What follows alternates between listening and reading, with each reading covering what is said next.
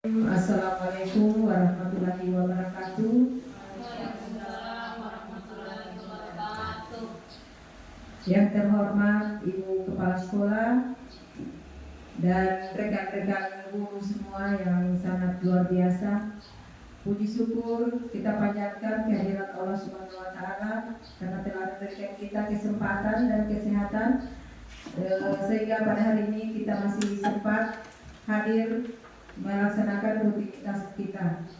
Salawat dan salam senantiasa kita sanjungkan kepada junjungan kita Nabi besar Muhammad SAW yang telah memberikan kita syafaat. Semoga kita bisa mengikuti beliau sampai di akhir zaman nanti.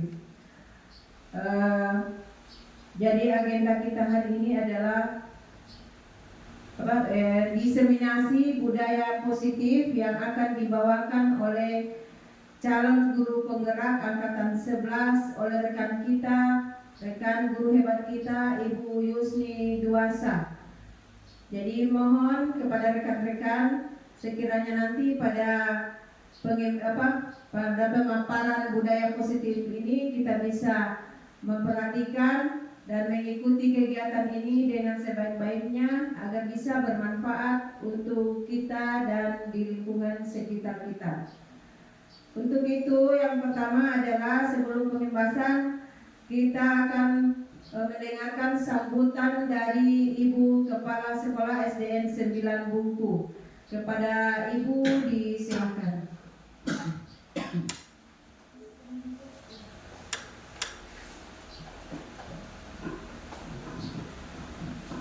Bismillahirrahmanirrahim. Assalamualaikum warahmatullahi wabarakatuh.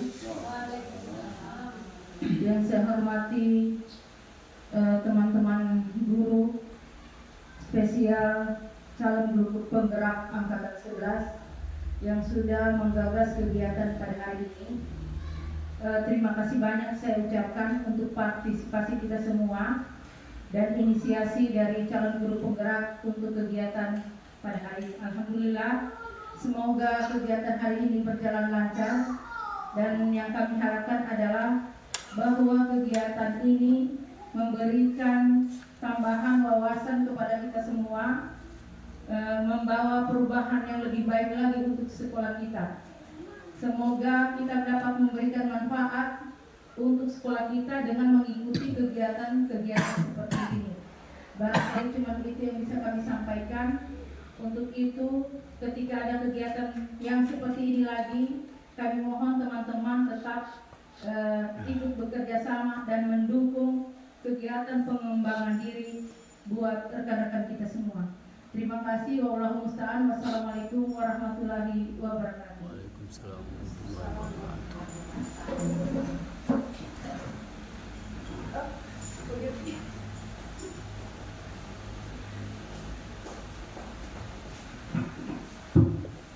Ya, itulah tadi sambutan yang disampaikan oleh Ibu Kepala Sekolah. Kepada Ibu kami ucapkan terima kasih. Untuk selanjutnya adalah pemaparan yang akan disampaikan oleh CGP Ibu Yusni. Kepada Ibu disilakan. Terima kasih.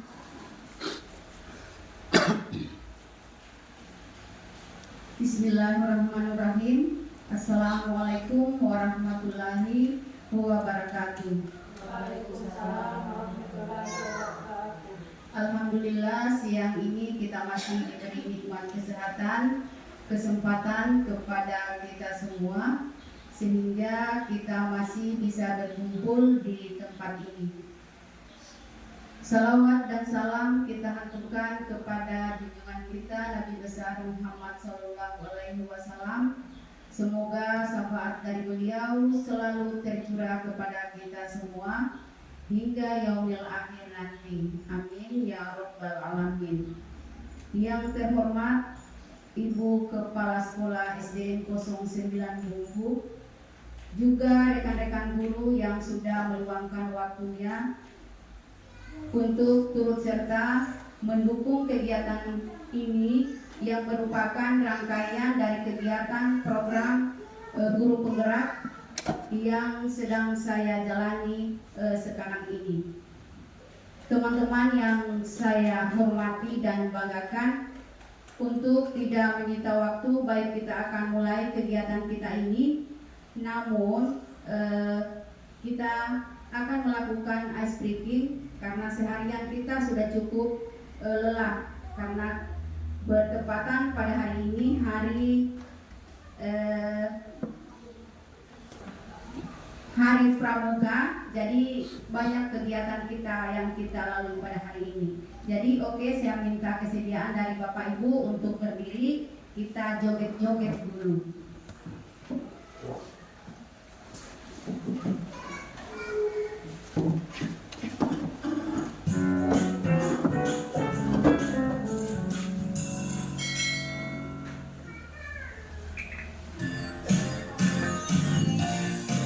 Tepuk tangan dengan satu jari, tepuk tangan dengan dua jari, tepuk tangan dengan tiga jari, tepuk tangan dengan empat jari, tepuk tangan tidak berbunyi.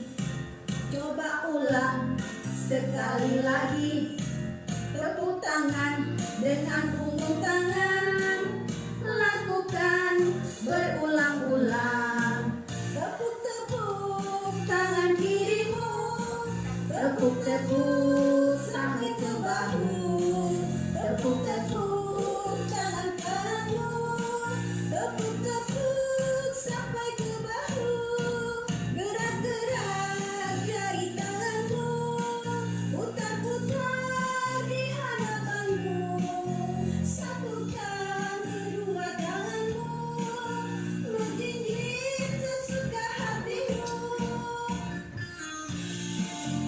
Ya, terima kasih. Terima kasih teman-teman, sudah rileks ya. Jadi sekarang kita lanjut pemaparan kita.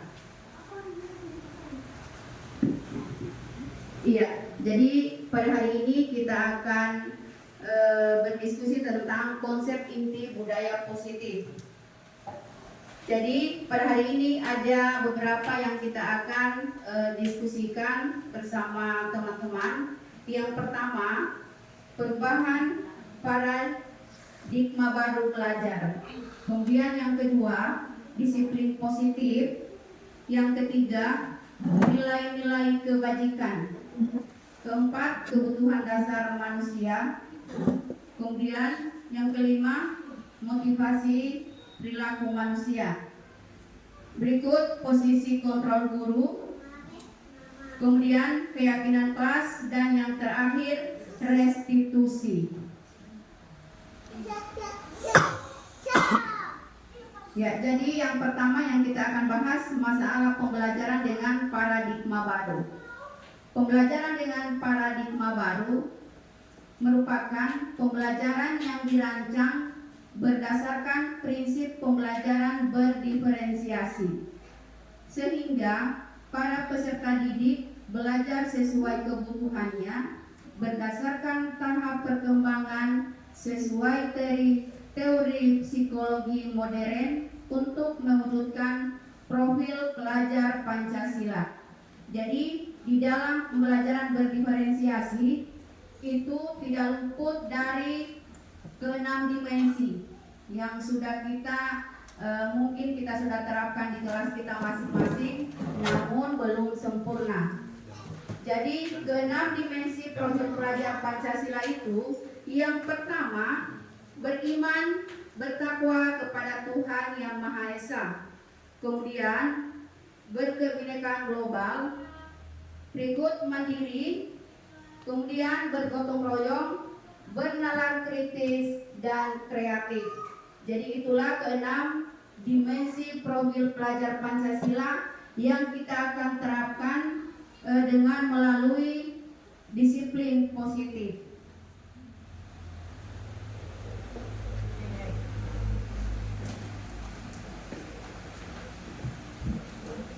Ya, kedua, disiplin positif.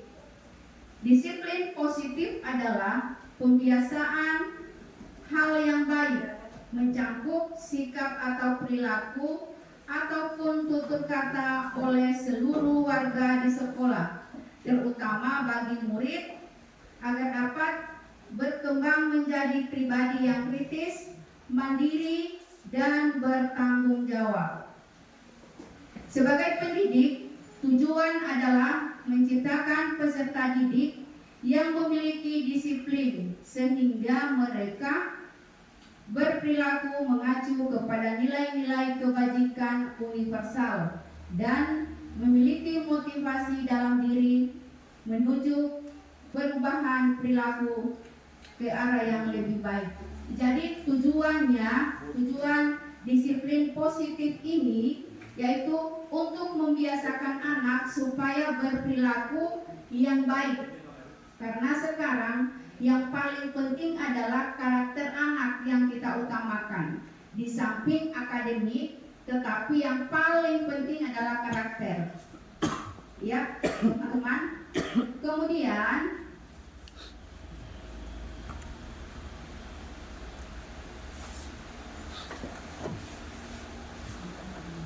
tiga kebutuhan dasar manusia. Kebutuhan dasar manusia adalah segala sesuatu yang kita lakukan, mendapatkan apa yang kita inginkan. Seluruh tindakan yang kita lakukan memiliki tujuan tertentu, dan semua usaha terbaik yang kita lakukan adalah dalam rangka agar kebutuhan dasar kita terpenuhi. Ya, 5 dasar kebutuhan manusia. Yang pertama, bertahan hidup. Ya, di mana kebutuhan bertahan hidup itu yang termasuk makanan, pakaian, tempat tinggal, keamanan dan kesehatan. Ya, jadi itu yang sangat penting dalam kebutuhan kita sebagai manusia. Kemudian yang kedua, kasih sayang dan rasa diterima. Rasa diterima, kemudian dipeduli, berbagi, kerjasama, menjadi bagian dalam kelompok. Jadi kasih sayang itu semua, biar bukan cuman anak, tetapi kita juga orang dewasa, kita butuh kasih sayang.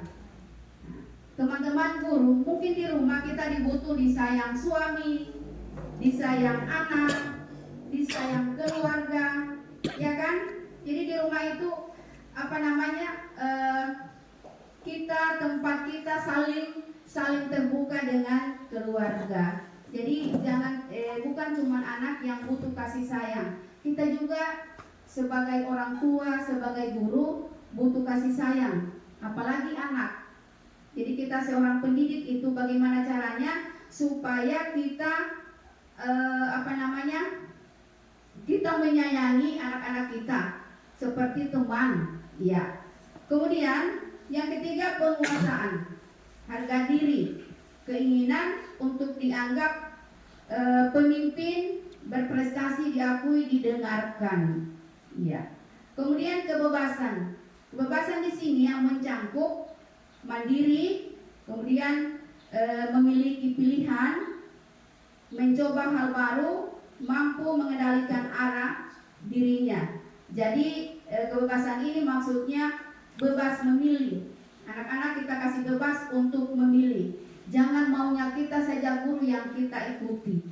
Jadi anak-anak kita kasih kebebasan untuk memilih. Karena sekarang ini adalah berpihak kepada murid, itu yang utama dalam pembelajaran. Jangan kita punya kemauan yang kita ikuti, karena sekarang kita harus berpihak kepada murid. Jangan maunya kita yang terus diikuti. Jadi sekarang ini apa kondisinya anak kita pahami, di mana bakatnya di situ kita kembangkan. Berikut kesenangan. Jadi kesenangan ini bermain, humor, antusiasme, tertawa. Jadi kesenangan ini, sedangkan kita yang sudah dewasa kita butuh kesenangan, apalagi anak.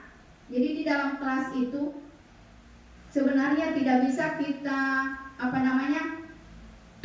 menahan anak untuk bermain, tetapi kita membatasi di mana waktu belajarnya dan di mana waktu bermainnya. Sedangkan kita orang dewasa kita butuh humoris. Kira-kira begitu ya, supaya jangan cepat tua. Berikut motivasi perilaku manusia.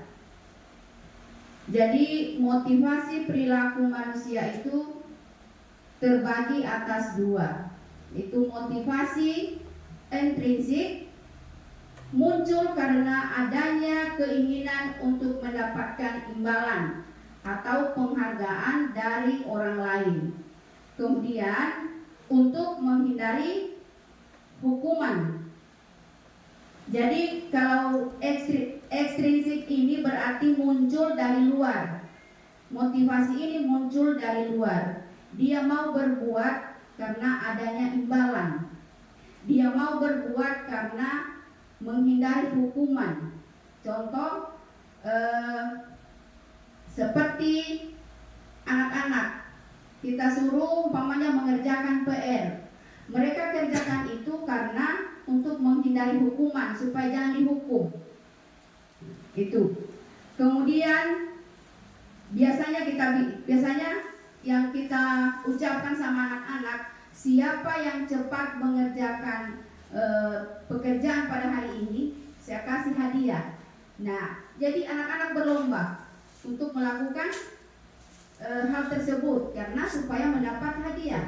Tetapi ini tidak bertahan lama. Kenapa tidak bertahan lama? Kalau sudah tidak ada hadiah berarti anak-anak mereka tidak lakukan lagi. Nah, jadi itu. Kalau motivasi ekstrinsik, pengaruh luar, pengaruh yang ada di dalam, yang ada di luar, bukan di dalam hatinya. Berikut motivasi intrinsik. Motivasi intrinsik ini muncul dari dalam diri sendiri. Dia mau berubah, dia mau berbuat dari dalam dirinya, tidak ada tekanan dari manapun. Itu intrinsik. Kemudian tanpa mengharapkan imbalan penghargaan.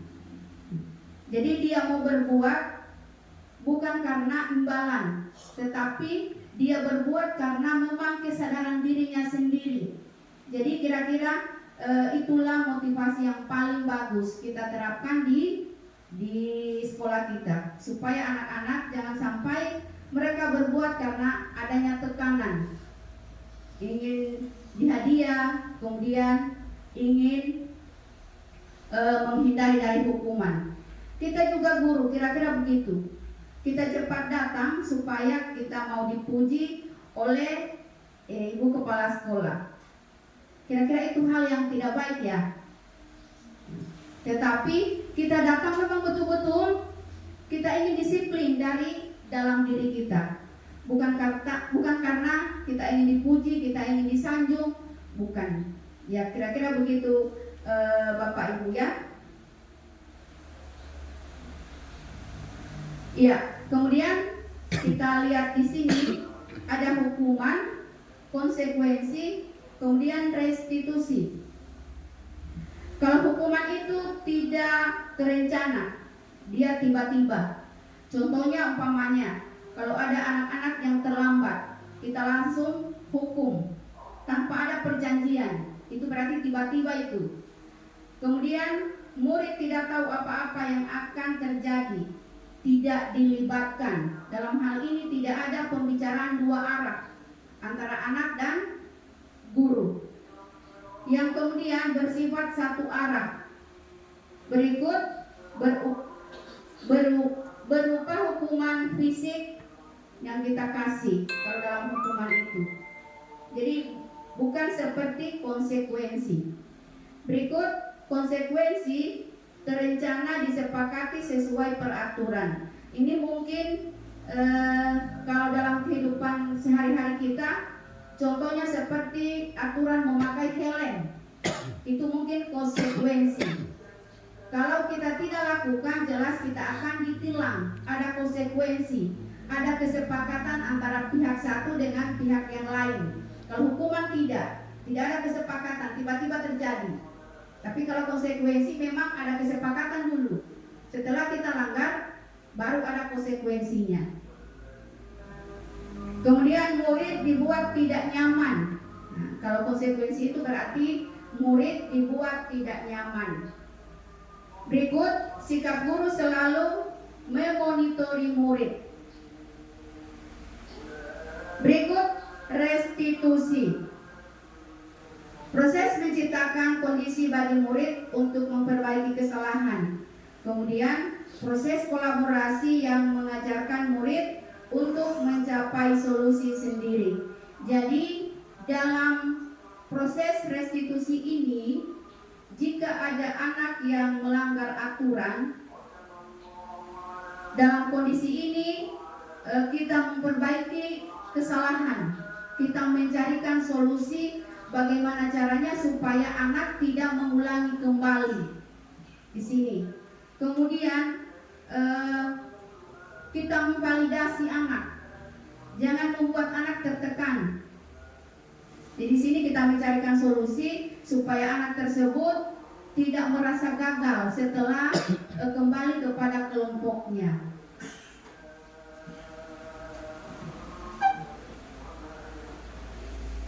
Sekarang 5 posisi kontrol guru. Yang pertama, penghukum. Yang kedua, membuat merasa bersalah. Kemudian yang ketiga, teman. Yang keempat, pemantau. Dan yang kelima, manajer. Di sini ada contoh penerapan 5 posisi kontrol. Contohnya, dalam kasus siswa tidak memakai atribut lengkap saat upacara bendera. Jadi di sini penghukum berarti umpamanya biasa kita menyuruh anak hormat bendera selama 1 jam. Itu berarti berada pada posisi penghukumnya. Berada pada posisi penghukum. Kemudian pembuat merasa bersalah. Jadi pada posisi ini biasanya kita lontarkan bahasa berapa kali ibu katakan, kamu selalu saja mengecewakan ibu. Itu biasanya bahasa-bahasa yang kita lontarkan. Kemudian ini kadang biasa guru bahasanya lemah, tetapi menyentuh perasaan anak. Dia merasa bersalah, merasa gagal dia pada saat itu. Jadi itu mungkin yang kita hindari seorang guru. Tidak bisa kita membuat anak merasa bersalah. Kemudian teman. Jadi kira-kira bagaimana kita posisikan kita punya diri ini seorang guru menjadi teman kita untuk murid. Biasanya yang kita ucapkan, ayo dong ikuti aturan sekolah. Tolong bantu ya sekali ini. Ya sudah tidak apa. Lain kali jangan sampai diulangi lagi ya. Jadi ini ada sisi positifnya, ada sisi negatifnya. Kalau kita lakukan ini. Karena biasa yang begitu buruk, jadi anak-anak itu mereka cuma dekat pada guru itu yang posisi kontrolnya berada pada teman. Kalau yang tidak melakukan guru berarti anak-anak itu akan menjauhi. Ini negatifnya. Kalau di posisi positifnya, mungkin anak-anak akan lebih dekat dengan guru itu. Berikut pemantau. Kamu sudah melanggar peraturan sekolah, kamu tahu konsekuensinya. Jadi itu biasa kata-kata yang kita ucapkan apabila kita berada di posisi pemantau. Berikut manajer. Ya, jadi posisi manajer ini biasanya kita seorang guru, kita melakukan kita menghadapi anak-anak yang bermasalah. Jadi di sini bagaimana sikap kita seorang manajer supaya anak itu bisa menemukan solusinya. Kita kasih solusi anak itu supaya jangan sampai dia merasa tertekan, dia merasa gagal. Jadi di sini kita kasih solusi supaya jangan sampai dia terulang lagi apa yang dia lakukan. Jadi ini posisi manajer ini kita pakai pada restitusi. Iya. Jadi kira-kira teman-teman, dari kelima posisi kontrol ini kira-kira yang cocok bagi kita seorang guru posisi yang mana? Apakah penghukum, pembuat merasa bersalah, atau teman, atau pembantu, atau manajer? Manajer. Iya. Jadi yang paling bagusnya ya manajer. Kita dalam hal ini kalau ada kasus-kasusnya anak yang dia lakukan, kita kasih solusinya supaya dia mendapat solusi untuk tidak mengulang lagi ke depannya. Macam biasanya ada kasus ribut di masjid, kita kasih solusinya. Kira-kira nak, bagaimana supaya tidak ribut lagi di masjid? Pasti mereka jawab, Bu, menghafal doa-doa sholat. Pasti mereka dapat sendiri. Jadi anak dengan senang dia dapat solusi, kemudian tidak tertekan lagi.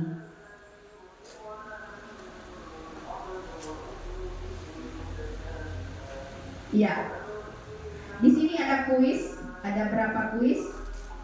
Posisi kontrol, apakah aku? Saya kecewa sekali dengan kamu. Kira-kira kalimat itu kita berada di posisi apa? Membuat merasa bersalah. Membuat merasa bersalah. Oke, sebentar kita lihat jawabannya. Apakah kita benar atau tidak? Berikut. Kamu tidak pernah. Apa Ibu? Penghukum. Penghukum. Nomor 1 penghukum. Kedua. Oh, kedua. Kedua penghukum. Kira-kira bagaimana kamu akan memperbaiki masalah ini? Iya. Posisi kontrol, apakah aku? Teman. Pemantau. Pemantau. Iya. Kira-kira bagaimana manajer? Kira-kira bagaimana kamu akan memperbaiki masalah ini? Iya, manajer. Oke. Ayolah lakukan demi Bapak Ibu ya. Teman, baik sekali. Berikut, kamu terlambat 5 menit. Apakah kamu sudah mengerti konsekuensi yang dilakukan bila terlambat?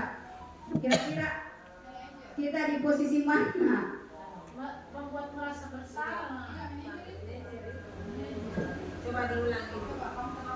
Kamu terlambat 15 menit. Ya, posisi kontrol, apakah aku? Saya kecewa sekali dengan kamu. Yang terakhirnya, kamu terlambat 15 menit. Apakah kamu sudah mengerti konsekuensi yang dilakukan bila terlambat? Di posisi apa kita kalau kalimat itu?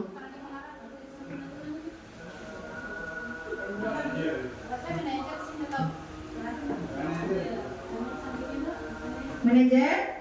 Ya, kita lihat sama-sama jawabannya ya. Iya. Saya kecewa sekali dengan kamu, berarti membuat merasa bersalah. Berikut, kamu tidak pernah benar melakukannya. Sekarang keliling lapangan 3 kali. Nah, itu sudah nyata-nyata penghukumnya. Kira-kira bagaimana kamu akan memperbaiki masalah ini? Ya, jadi manajer kita kasih solusi pada anak supaya dia tidak melakukannya kembali. Ayolah lakukan demi Bapak Ibu. Ya, teman.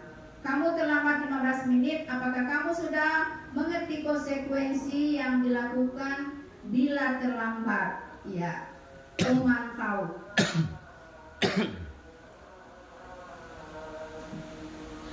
Ya, berikut membentuk keyakinan kelas.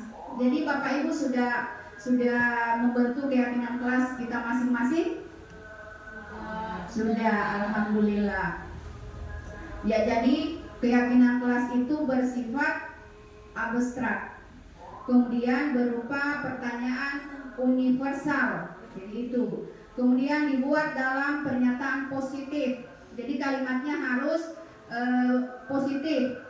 Yang ketiga, sedikit saja agar mudah diingat. Jadi di dalam kita membuat keyakinan kelas itu tidak usah terlalu banyak, supaya kita bisa terapkan juga sesuai dengan kondisi kelas dan sekolah sehingga mudah diterapkan. Ya, jadi kalau kita merumuskan keyakinan kelas sesuai dengan kondisi kelasnya kita, jangan terlalu kita paksakan. Berikut, semua warga sekolah kelas dilibatkan saat membuat keyakinan. Jadi bukan cuma guru yang membuat keyakinan itu, tetapi kita diskusikan dengan anak-anak didik.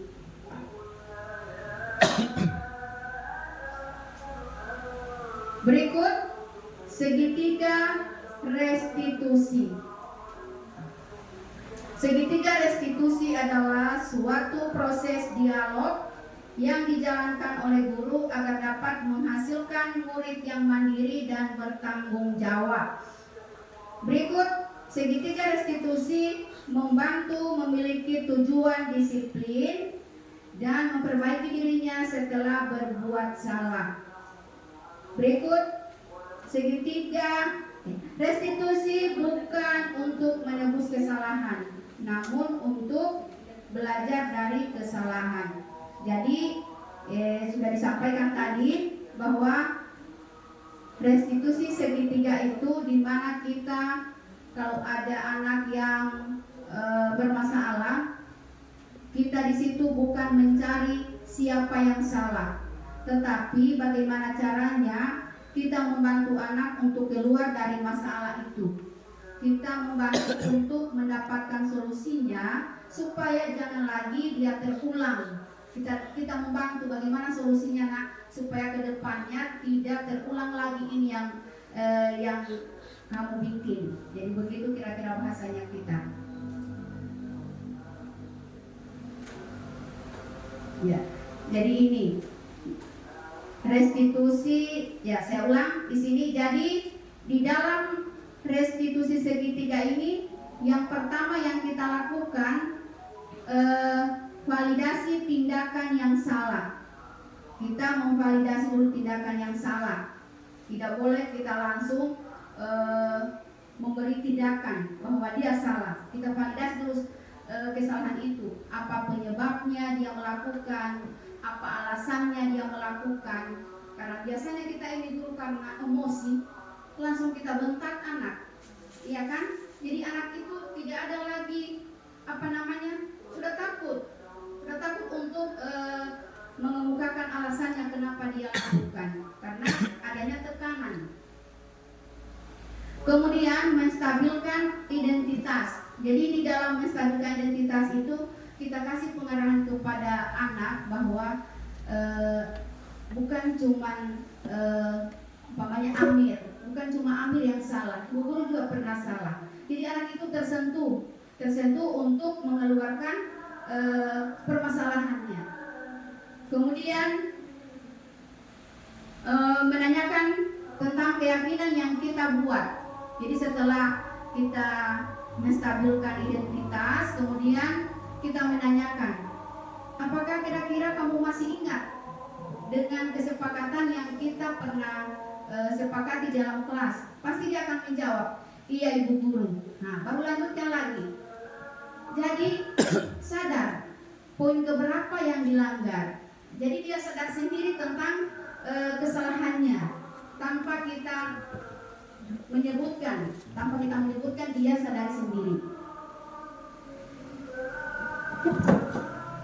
Iya, di sini ada penjelasannya. Menstabilkan identitas. Berbuat salah itu manusiawi. Kemudian tidak ada manusia yang sempurna. Jadi itu datangnya dari kita seorang guru. Kita memberi motivasi anak seperti itu. tidak ada manusia yang sempurna. Kemudian ibu juga pernah melakukan kesalahan. Berikut, ibu tidak tertarik mencari siapa yang salah, tetapi di sini ibu hanya membantu kamu untuk mencari solusinya. Berikut, kamu berhak merasa begitu. Jadi kita kasih penguatan itu anak. Yang kedua, menstabilkan identitas. Kamu pasti punya alasan mengapa kamu lakukan hal itu.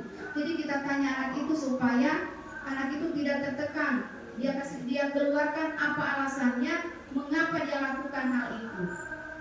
Ya, seperti saya katakan tadi, karena biasanya itu kan kita seorang guru karena emosi kita langsung bentak. Jadi anak itu tertekan.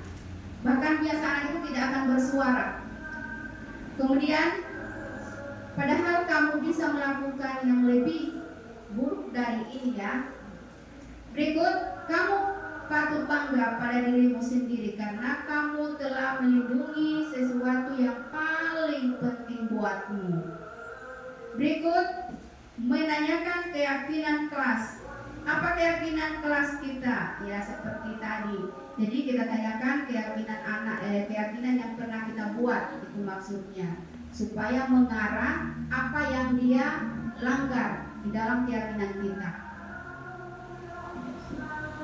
Seperti apa gambaran kelas yang ideal menurutmu? Ya, jadi banyak pertanyaan-pertanyaan ini tentang keyakinan kelas. Jadi terserah kita guru bagaimana pertanyaan-pertanyaan kita supaya anak itu menyentuh bahwa dia sudah salah, tetapi tidak tertekan.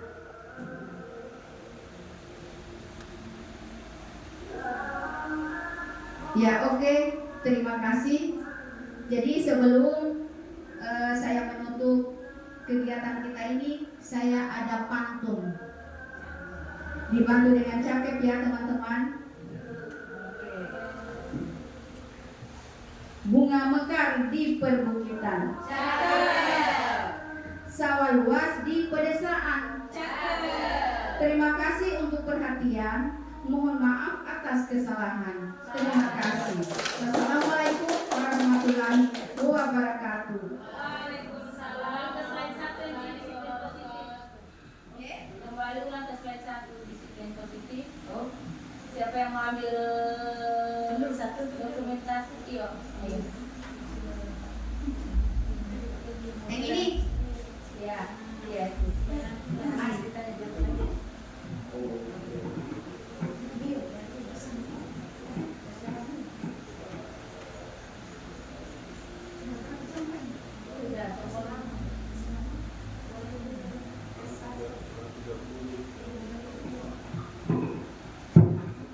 Oke, teman-teman, itulah tadi pemaparan tentang budaya positif yang disampaikan oleh rekan CGP kita yang luar biasa. Kepada Ibu, mari kita sama-sama berikan aplaus dulu.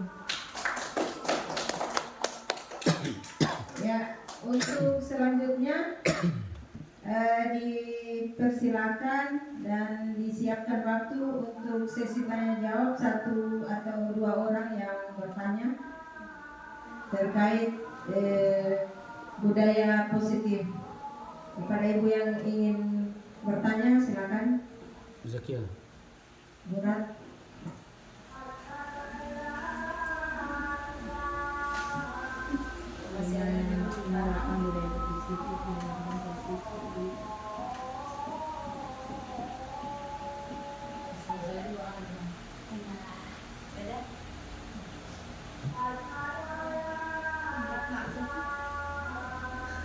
Beratnya. Kan jangan malu. Iya, tanya.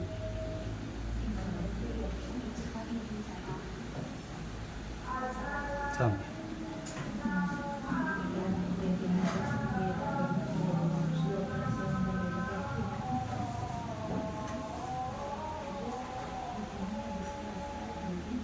Ya, oke Ibu.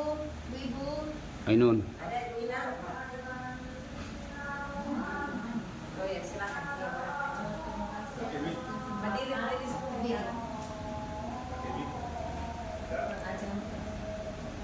kasih banyak atas kesempatan yang diberikan. Melalui tadi kita sudah dengar bersama. Dan saya mau tanyakan di sini bagaimana penerapan budaya positif mengenai kelas kita tentang siswa terhadap orang tua murid. Kan beda-beda nih toh Kelas inovasi.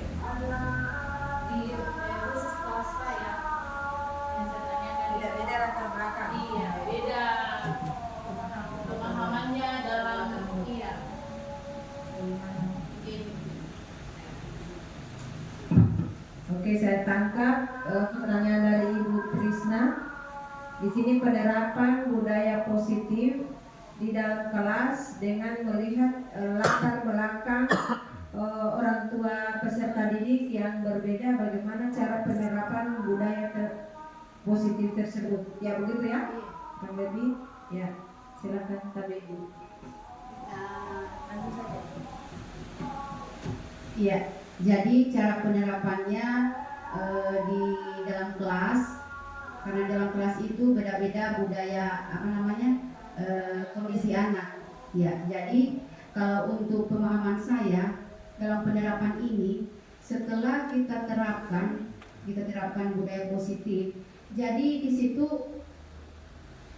setiap anak itu kita melihat kondisinya.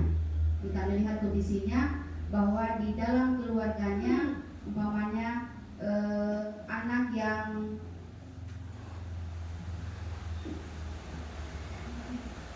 pertanyaan itu ini jawaban saya. Oke, bagaimana Ibu Ina?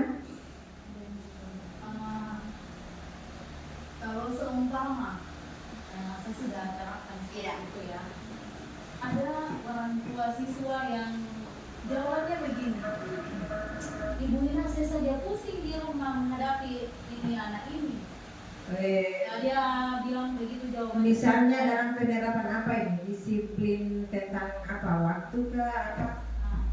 yes. Aduh ya kan Oh, berarti itu disiplin, termasuk ke disiplin waktu. Iya, termasuk disiplin waktu. Nah, jadi kalau ada anak-anak yang yang begitu, kira-kira mungkin kita masuk ke manajer. Iya, kita harus berada di posisi manajer. Bagaimana anak itu kita mencarikan solusi? Kita tanya, nah, kemana? Kenapa kamu tidak mengerjakan PR? Jadi di situ kita akan tahu apa alasannya. Setelah kita tahu alasannya, kita akan cari solusinya. Bagaimana supaya anak ini dia mengerjakan PR terus? Begitu kira-kira. Jadi ini kita ke segitiga restitusi. Ya, kita segitiga restitusi mungkin. Kemudian kita berada posisi manajer. Jangan kita mencari berada di posisi merasa bersalah, berbuat merasa bersalah. Itu jangan kita membuat anak merasa bersalah, tetapi bagaimana caranya kita menggali dulu mengapa dia melakukan, mengapa tidak melakukan itu. Kita gali dulu supaya kita tahu apa alasannya anak ini. Setelah kita dapatkan alasannya, maka kita kasihlah solusinya. Begitu kira-kira. Ya, kemudian ada yang saya lupa tadi. Dalam restitusi itu tidak semua masalah anak bisa kita selesaikan secara restitusi.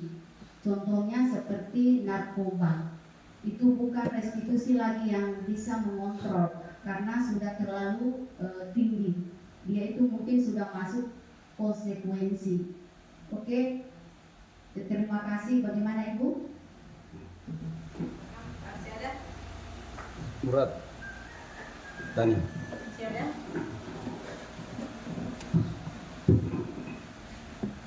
Ya, oke. Jadi kalau sudah tidak ada, jadi kesimpulan ada yang saya petik dari penyampaian Ibu Yusni tadi.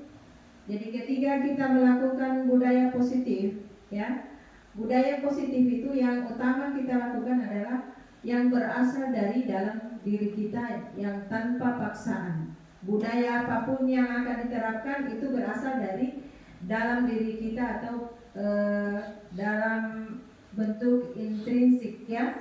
Kemudian yang kedua, ketika kita menemukan masalah pada siswa, ya, karena kita berfungsi sebagai manajer, guru di sini berfungsi sebagai manajer, berarti kita harus melakukan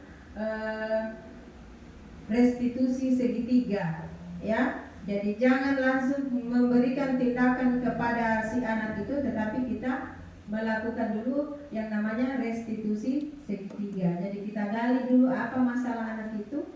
Jangan langsung, misalnya anak terlambat, langsung kita tindaki. Kenapa kok terlambat? Kenapa ini? Jadi harus kita gali dulu apa masalahnya. Siapa tahu tadi ya tentang latar belakang orang tua, ya. Misalnya dia kenapa dia bantu orang tuanya, misalnya dia jualan kue, masih bantu apa sehingga dia terlambat. Ya, jadi barangkali itu yang saya bisa petik. Ya, barangkali penyampaian atau pemaparan dari Bu Yusni cukup, ya. Semoga kita bisa apa yang disampaikan oleh rekan CGP tadi bisa kita terapkan baik di sekolah maupun di lingkungan masyarakat sekitar. Ya, jadi barangkali cukup untuk pemaparan dari Bu Yusni. Kita doakan semoga rekan CGP kita Ibu Yusni Duasa sukses selalu dan mendapatkan hasil yang sangat memuaskan. Amin. Dan terima kasih juga kepada Ibu Yusni yang sudah bersedia memberikan sedikit ilmunya tentang budaya positif ini. Saya akhiri, billahi taufiq wal hidayah. Wassalamualaikum warahmatullahi wabarakatuh. Waalaikumsalam 48. warahmatullahi wabarakatuh.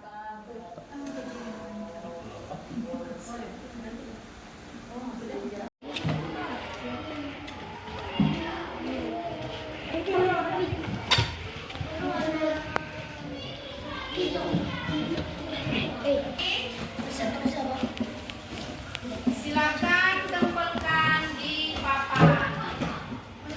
Oke. Kasih tahu tulisannya ya, sayang.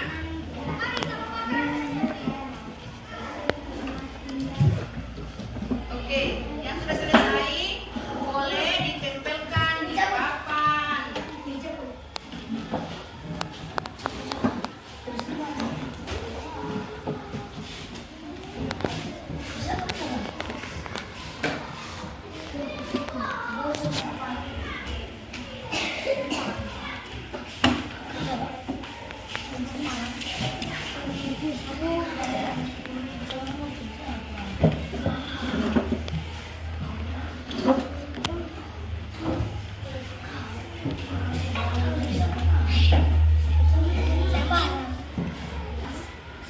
Satu lagi. Masih ada yang belum menempelkan? Masih banyak.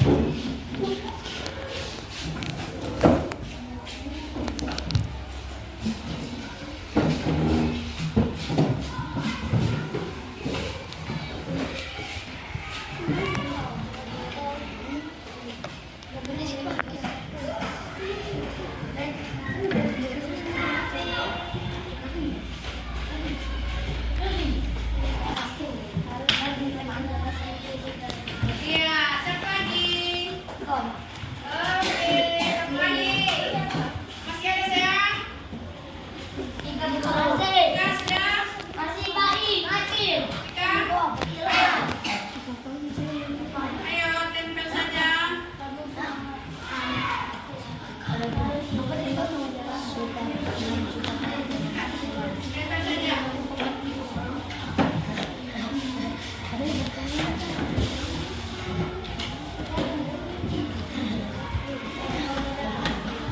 semua? Sudah? Oke. Apa yang sudah dicatat anak-anak ya? Ya, kita melihat dulu satu-satu. Yang pertama, menjaga kebersihan kita. Ya. Pertama, menjaga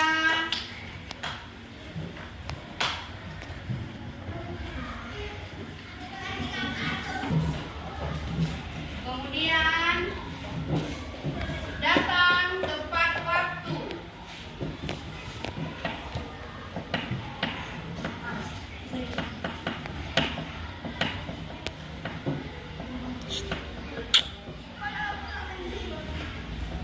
Berikut menyimak penjelasan guru.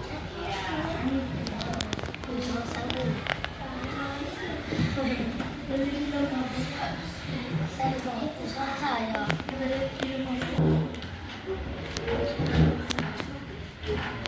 Berikut yang ketiga, bersih dan rapi. Keempat,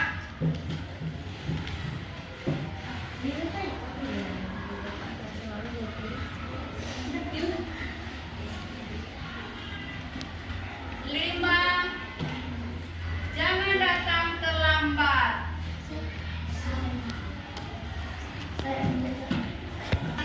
Ya, ini datang tepat waktu. Oke.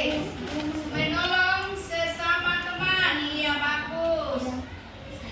Menolong teman. Berikut tertib di kelas.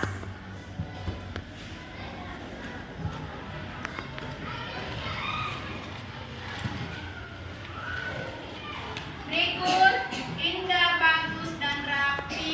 Keempat ya. Oke, bagus. Masuk di poin keempat. Indah dan bersih. Boleh. Masuk di sini.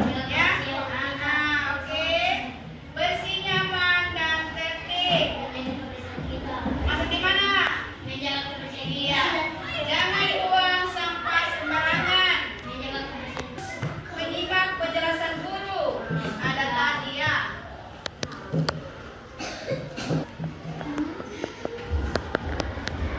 Bersih dan indah sama. Mensapa teman-teman. Nah, ini mensapa ini. Menyapa ini.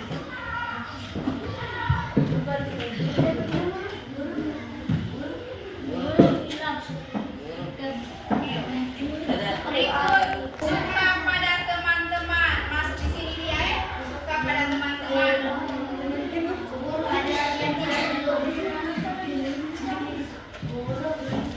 Oke. Oke.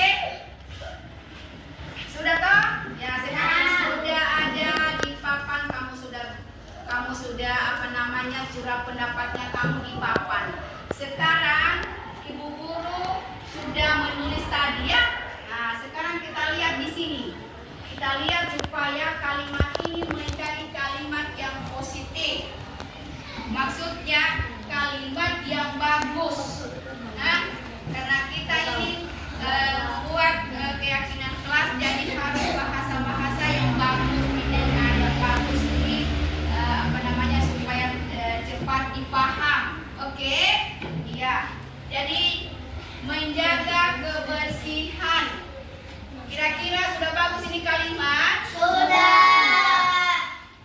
Paling bagusnya kalau kita hapus kita ya. Iya. Yang pertama, menjaga kebersihan. Kemudian, datang tepat waktu. Kira-kira bagus? Iya. Satu di sini. Ayo kita ganti. Disiplin,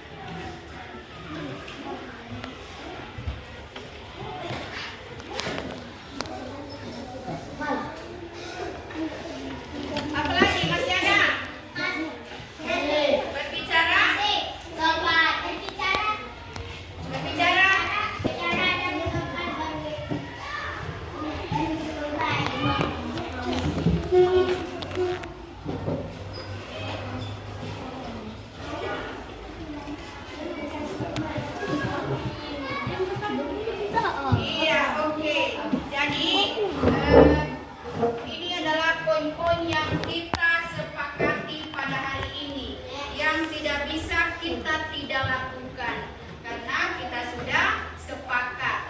Yang pertama, Berdoa sebelum pelajaran dimulai. berdoa sebelum Pelajaran dimulai. Kira-kira kalau kita tambahkan berdoa sebelum pembelajaran dimulai dan sesudah pembelajaran. Iya? Sepakat? Bagus sekali. Karena kita harus berdoa awal pembelajaran dan sesudah pembelajaran. Ya. Supaya kita berdoa setelah selesai pembelajaran supaya apa yang kita pelajari tadi dapat terserap di otak kita. Oke.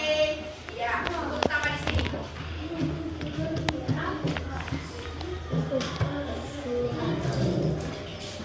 Iya, yang kedua, disiplin dan tepat waktu. Jadi kalau kita datang tidak boleh terlambat ya. Nah, semua sepakat? Silvana sepakat? Masih semangat? Jadi tidak boleh kita terlambat lagi ya. Oke, semua sepakat? Sepakat. Berikut. Yang ketiga, membaca sebelum pembelajaran dimulai. Jadi kita belajar, kita membaca selama berapa menit kira-kira sepakatnya kita? Berapa? 5 menit sudah boleh, ya kan? Jadi kita sepakat membaca sebelum pembelajaran dimulai selama 5 menit. Berikut, empati sesama teman. Empati itu maksudnya kita menolong teman supaya kita hargai teman. Kita menolong jika dia membutuhkan pertolongan kita. Ya, supaya masuk surga. Boleh kalau kita suka menolong itu kita masuk surga, ya kan? Mantap. Berikut, empati. Mengerjakan tugas dengan penuh tanggung jawab. Ini yang biasa kita langgar. Dikasih tugas itu guru tidak dikerja. Apalagi kalau PPN. Iya, mantap. Kalau yang kerjakan tugasnya mantap.